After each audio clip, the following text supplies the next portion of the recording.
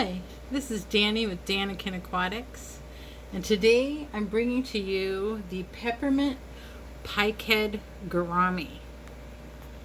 These are so cool. Can you see that one at the top being reflected in the water? Now when I come close to the tank like this, they all kind of start scooching forward. There's another one. Isn't that cool? See those little fluttering side fins? And they just kind of hang in the air. And they suspend themselves and very, very still. I don't know if you can see how funny their little mouths are. Now the reason these are called peppermint is they've got little, almost fluorescent dots down the sides of their bodies, and it looks like peppermint. The scientific name of these guys is Luciocephalus aura, and they are a gourami. These are part of the anabantoid or anabantid family. They're a labyrinth fish, and a labyrinth fish has a special organ known as the labyrinth, which allows the fish to breathe air from the surface of the water. These guys come from soft and acidic water, 4.5 to 6.5 pH. Their mouths are about 1/3 of their body length. And I'm going to try to do a video here in the future, near future, where I do slow motion of them eating. I'll show you them with doing their eating here in a little bit.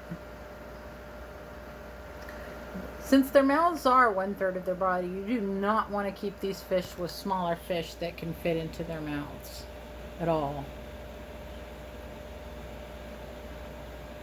They're carnivores, and these guys are predators. They pretty much mostly eat like live food, but these ones have been trained to eat bloodworms, and they get to be slightly under 5 inches long. You can wean them to sometimes to eat mysis shrimp and stuff like that, but really these guys only eat bloodworms. And luckily, at least when the bloodworms float to the bottom of the tank, they will eat the bloodworms off the bottom of the tank. So I'm using a small HOB with a bag of peat pellets to filter through to soften the water in this tank. And I do a small partial water change like every 3 to 5 days. About 20% of their water. I try to keep it super clean for them. Now these guys come from Sumatra, Indonesia, from the Batang Hari Basin. And the only difference in the females is that when they're ready to breed, they get fuller bellies. They're paternal mouth brooders. The females lay the eggs on a flat surface like a rock, while the female nudges the male, and then they embrace, curling their tails around each other and quiver. And then the female will release her eggs onto the rock, and then the male will fertilize them, and then he will gather them into his mouth. And about 30 days later, he will release the free-swimming fry. And immediately, the free-swimming fry need to be separated from the parents or from the adults, because they will use their babies as snacks. They should be kept in a species-only tank. I have some snails and a pleco in this tank for a cleanup crew, but other than that, these guys are in here by themselves. They like a heavily planted tank, and it makes them feel more secure, and they feel best in like small groups. So you don't want to keep these as a single fish. You need to have a tight fitting lid because these guys are excellent jumpers. Due to the feeding difficulty of feeding live foods and the amount of water and tannins that this fish needs, this fish is not recommended for beginners. Fish is kind of listed for advanced aquarists. And with all fish, you should do your research before buying them. I was very lucky I did not do that.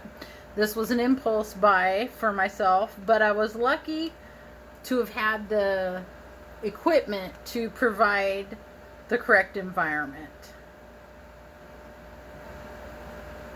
And these guys travel to the front of the tank at feeding time as a group. And I was excited when Andy Newton told me that these were gouramis. I didn't really believe that they were gouramis. They don't look like any gourami I've ever seen. So I'm going to open the lid. And I am going to pull this over here. I'm going to feed so that you guys can see what these guys do. I'm going to drop some bloodworms in here. And see how they spear the bloodworms?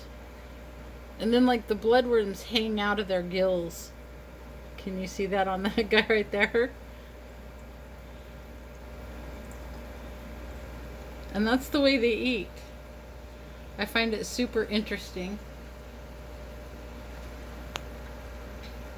And that is the pikehead, or peppermint pikehead gourami. And if you like this kind of content, please consider liking and subscribing. This is my number 3, but number 5 in the top 100 countdown. And please leave a comment. We love to hear from you. And please remember to always love your fish. Bye-bye for now.